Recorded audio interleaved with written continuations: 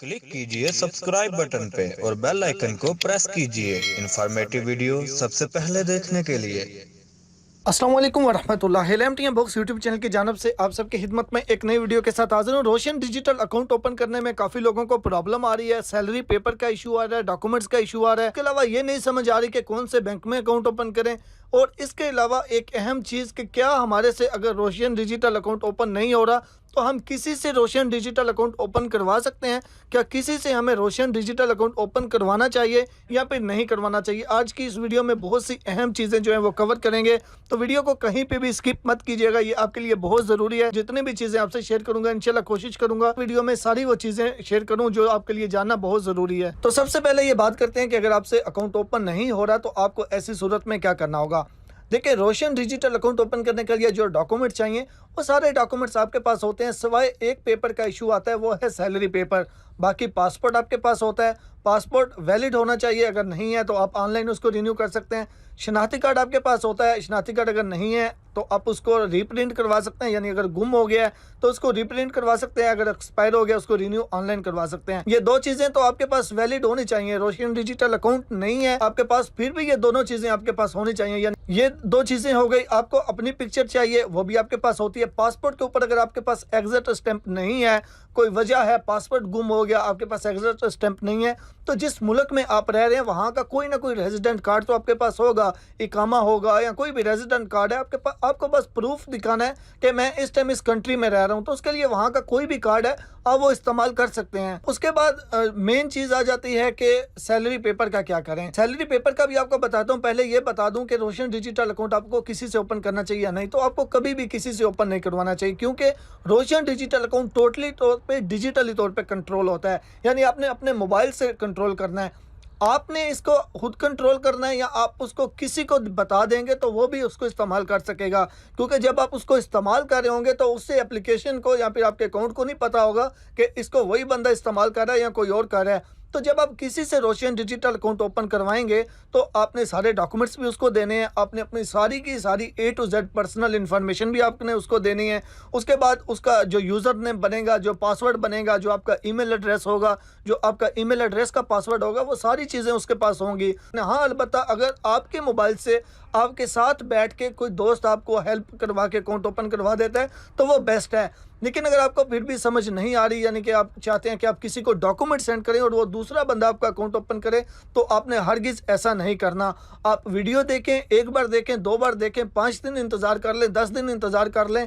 जहाँ पे जिस चीज़ पे समझ नहीं आ रही आप बार बार पूछें, उसके बाद अकाउंट आप खुद ओपन करें, किसी से भी हरगिज़ मत करवाएं। और एक और बहुत अहम चीज़ है, आपने अपने ईमेल एड्रेस को सिक्योर रखना है, क्योंकि इस अकाउंट को मुकम्मल डिजिटली तौर पे कंट्रोल करते हैं। और जो कम्युनिकेशन आपने करनी है बैंक से, वो भी आपने ईमेल एड्रेस के थ्रू करनी है। आपको ये अकाउंट में चेंजिंग करवाना चाहते हैं या कुछ भी करवाना चाहते हैं तो वो आप ईमेल एड्रेस के ज़रिए रब्ता करेंगे। तो अगर किसी और बंदे के पास आपका ईमेल एड्रेस चला गया, किसी ने हैक कर लिया, आप किसी को पासवर्ड पता चल गया, तो वो ईमेल करके बैंक को नंबर चेंज करवा के कुछ भी करवा सकता है। तो ईमेल एड्रेस को 2 स्टेप वेरीफाई करके रखें। इस वीडियो के डिस्क्रिप्शन में देखिए आपको एक वीडियो मिलेगी कि ईमेल की 2 स्टेप वेरिफिकेशन कैसे करते हैं, तो वो लाजमी करके रखिएगा। तो ये चीज़ क्लियर हो गई कि आपने रोशन डिजिटल अकाउंट किसी से ओपन नहीं करवाना, खुद करना है। अब उसके अलावा दूसरी बात आ जाती है, अगर आपके पास सैलरी पेपर नहीं है तो फिर आपको क्या करना चाहिए। आपसे एक छोटी सी रिक्वेस्ट है, अभी तक आपने वीडियो को लाइक नहीं किया तो प्लीज लाइक वाले बटन पे क्लिक कर दें और चैनल को सब्सक्राइब करके साथ जो बेल आइकन है उस पर क्लिक करके तो ऑल नोटिफिकेशन ऑन कर लें। इसमें आपका कोई नुकसान नहीं होता, लेकिन हमारी हौसला अफजाई हो जाती है और ज्यादा से ज्यादा आपके 10 सेकंड्स लगते हैं। और नोटिफिकेशन ऑन करने का ये फायदा हो जाता है, कोई भी इंफॉर्मेटिव वीडियो अपलोड करेंगे उसकी नोटिफिकेशन आपको मिलेगी और आप वो वीडियो देख के उससे फायदा उठा सकते हैं। उसके बाद बात आ जाती है इनकम प्रूफ की, यानी कि आपने बैंक को इनकम प्रूफ क्या देना है। देखें, आपको बैंक को इनकम प्रूफ तो लाजमी देना होगा कि आपके पास पैसे आ कहाँ से रहे हैं। वो सैलरी सर्टिफिकेट की सूरत में भी हो सकता है, या फिर आपका अगर कोई बिजनेस अपना करते हैं तो उसका जो पेपर है वो भी हो सकता है। सैलरी सर्टिफिकेट मैक्सिमम जो अरब कंट्रीज है यहाँ पे ये प्रॉब्लम आ रही है कि लोग आज़ाद काम करते हैं और वो कहते हैं कि हम तो कंपनी के साथ या कफील के साथ काम ही नहीं करते, तो हम कहाँ से दें। देखें, बेसिकली जो है, देखें बेसिकली आपका कोई ना कोई तो स्पॉन्सर है। इकामे के ऊपर जो आपका कफील का नाम लिखा हुआ है वो आपका स्पॉन्सर है। बेसिकली गवर्नमेंट की नज़र में, बैंक की नज़र में आप किसी न किसी के जरूर एम्प्लॉय हैं। अगर कफील को नहीं पता चल रहा कि क्या करना है, कैसे बनाना है, तो उसके लिए मैं सबसे आसान आपको हल ये बता रहा हूँ। बेसिकली सऊदी अरबिया वालों को ज्यादातर प्रॉब्लम आ रही है, तो सऊदी भी हमें ऑथराइज्ड ट्रांसलेशन ऑफिस आपको मिलेंगे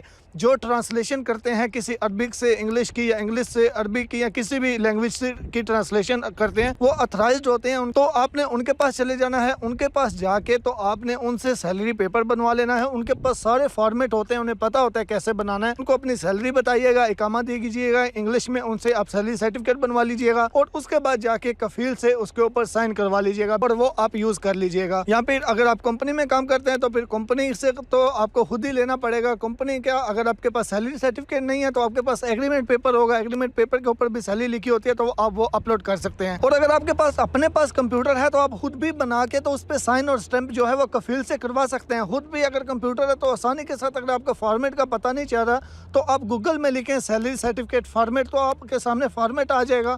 आप उस फॉर्मेट से उसको देख के अपना नाम, आप क्या काम करते हैं, कितनी सैलरी है, सिंपल लिख के तो बना के तो साइन और स्टैंप कंपनी से करवा सकते हैं या कफील से करवा सकते हैं। साइन और स्टैंप ये दोनों चीज़ें होना ज़रूरी हैं, उसके बगैर जो है वो एक्सेप्ट नहीं होगा। और जो अपने सैलरी सर्टिफिकेट बनाना है या बनवाना है उसके ऊपर डेट भी लाजमी आपने मेंशन करवानी है।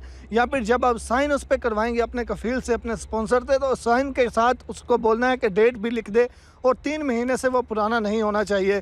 तो इस तरीके से अगर आप करेंगे तो ये इंशाल्लाह सैलरी सर्टिफिकेट के तौर पे एक्सेप्टेबल हो जाएगा।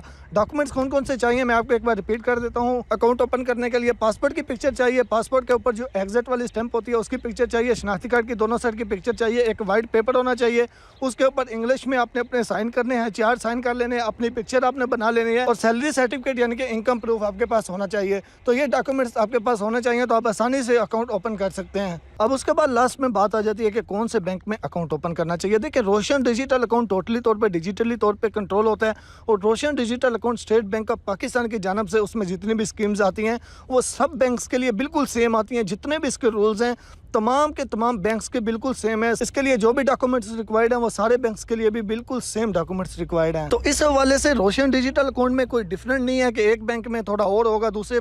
हाँ, अलबत्ता इस चीज़ का डिफरेंट ज़रूर हो सकता है कि किस बैंक की मोबाइल एप्लीकेशन ज़्यादा अच्छी है, किस बैंक की मोबाइल एप्लीकेशन अच्छी नहीं है, और दूसरे नंबर पर किस बैंक के ATM मशीनें ज़्यादा लगी हुई हैं, किसकी नहीं लगी हुई। क्योंकि आपने इसका जो ATM कार्ड होता है उसकी पाकिस्तान में अपनी फैमिली को अगर आप उसका कार्ड बना के भेजते हैं, जब आप कार्ड रिसीव करेंगे तो मतलब इस हिसाब से आप देखें कि आपके घर के करीब तरीन कौन सी ATM मशीन है, कौन से बैंक की, ताकि अगर उनको पैसे निकालने हो तो उनको मुश्किल का सामना ना करना पड़े, वो फौरी तौर पे उस ATM मशीन पे जाके तो पैसे निकलवा लें। तो इस हवाले से आप देख सकते हैं कि कौन से बैंक की ATM मशीन ज़्यादा हैं और दूसरे नंबर पे कौन से बैंक की मोबाइल एप्लीकेशन ज़्यादा अच्छी चलती है। क्योंकि रोशन डिजिटल अकाउंट टोटली तौर पर डिजिटली तौर पर कंट्रोल होगा और उसके लिए एप्लीकेशन का अच्छा होना ज़रूरी है। UBL बैंक, HBL बैंक, बाकी भी बैंक्स की एप्लीकेशन का जो मुकम्मल रिव्यू है, हम उसके अंदर क्या क्या कर सकते हैं उस पर वीडियो मैंने बनाई भी है और बना भी दूंगा। इसी वीडियो के डिस्क्रिप्शन में आप चेक करें, आपको उसका लिंक मिल जाएगा, उस पर क्लिक करके आप उस वीडियो को एक बार देख सकते हैं कि इस बैंक की एप्लीकेशन से हम क्या क्या कर सकते हैं और उस हिसाब से फिर आप कंपेयर करके तो सिलेक्ट कर सकते हैं कि कौन सा बैंक का अकाउंट आपको ओपन करवाना चाहिए, यानी कि जिसकी एप्लीकेशन अच्छी हो और जिसकी ATM मशीन आपके घर के इर्द गिर्द हो। तो इसके अलावा भी कोई आपका सवाल है रोशन डिजिटल अकाउंट के बारे में तो कमेंट्स बॉक्स में जरूर कीजिएगा। दुआ में याद रखिएगा। अल्लाह हाफ़िज़।